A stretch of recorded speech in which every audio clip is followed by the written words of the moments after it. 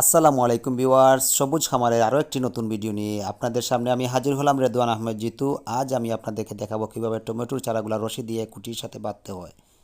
মাশাআল্লাহ, আমাদের টমেটোর চারাগুলা বড় হয়ে গেছে, তো সেগুলা কুটির সাথে বাঁধার সময় হয়ে গেছে, সেজন্য আমাদের রশির প্রয়োজন।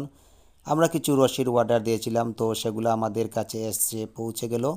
সেগুলো আমরা বস্তা থেকে বের করে দেখলাম আমাদের এখানে কয়টি বান্ডিল আছে, তো সেখানে দেখতে পেলাম আমাদের প্রায় 80টির মতো বান্ডিল আছে, তো সেগুলো আমরা কাজে লাগাবো।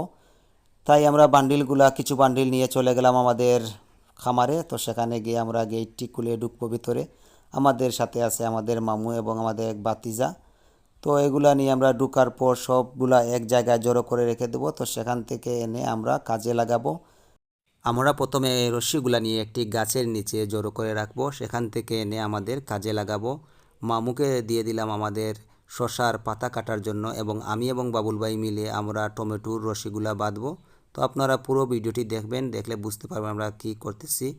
আমাদের এখানে ছিল প্রায় 1500টি চারার মতো, তো সেখান থেকে প্রায় 200টি চারা আমাদের নষ্ট হয়ে গেছে। এগুলা ভাইরাসের কারণে, গুড়ি পচার কারণে নষ্ট হয়ে গেছে। তো ইনশাল্লাহ এখন আমাদের গাছগুলা ভালো আছে। আমরা এখানে স্প্রে করেছি নিয়মিত, গ্যাস স্প্রে করার কারণে গাছগুলার আর কোনো ক্ষতি হয়নি। তো বাবুল ভাই এক পাশ থেকে অন্য পাশে একটি রশি টাঙিয়ে নিয়ে এলো। এটা ভালো করে টানাতে হবে যাতে করে গাছগুলা হেলে না পড়ে। প্রথম রশি বাঁধার পর আমরা দ্বিতীয় রশি বাঁধতেছি এবং গাছগুলাকে পেঁচ দিতেছি যাতে গাছগুলা সোজা হয়ে যায়। তো যারা নতুন ভিডিওটি দেখতেছেন প্লিজ চ্যানেলটি সাবস্ক্রাইব করে যাবেন এবং অন্য কৃষক ভাইদেরকে দেখার সুযোগ করে দিবেন আপনার শেয়ারের মাধ্যমে। আর ভিডিওটি ভালো লাগলে একটি লাইক দিয়ে দিবেন। তো আজকে আমাদের টার্গেট হচ্ছে প্রায় 1500টি চারা, সবগুলো আমরা আজকে ভেদে শেষ করব। তাই আমরা এই টার্গেট নিয়ে কাজ শুরু করেছি, ইনশাল্লাহ আমরা শেষ করতে পারবো। তো আপনারা দেখবেন আমরা কিভাবে গাছগুলা বাঁধতেছি। বাঁধার জন্য প্রথমে রশিটা টাঙিয়ে নিলাম আমরা এক পাশ থেকে অন্য পাশে, তারপর আমরা আরেকটি রশি দিয়ে গাছগুলাকে পেঁচ দিয়ে দিচ্ছি যাতে গাছগুলা হেলে না পড়ে। তো এগুলা বাবুল ভাই বাঁধতেছে, আমি চলে যাব এখন আমাদের আরেকটি প্রজেক্টে। এখন আমি চলে আসলাম আমাদের করলা এবং পেঁপের প্রজেক্টে। সেখানে আমরা কিছু করলা তুলব এবং পেঁপে তুলব, সেগুলা তুলে বিক্রি করব।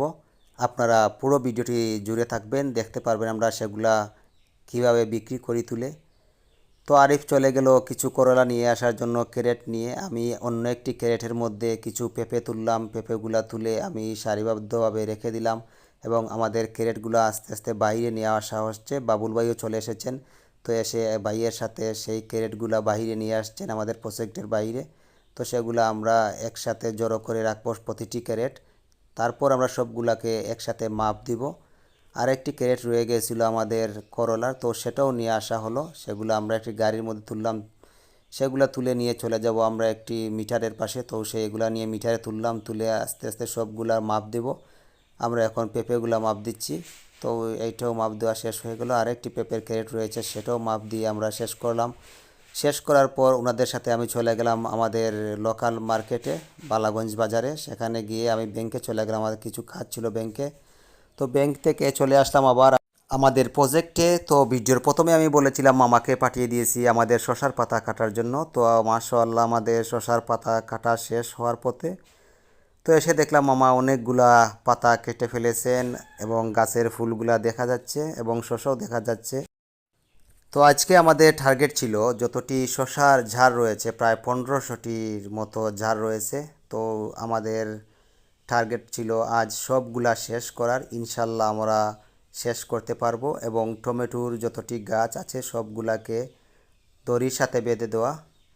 তো ইনশাল্লাহ আমরা সবগুলা পারবো। আপনারা দোয়া করবেন আমাদের জন্য, আমরা যেন প্রতিদিনের কাজ প্রতিদিন শেষ করতে পারি। তো সেই পাতাগুলো আমরা অপচয় করব না, সেগুলো আমাদের ছাগল আছে, ছাগলের জন্য নিয়ে যাব।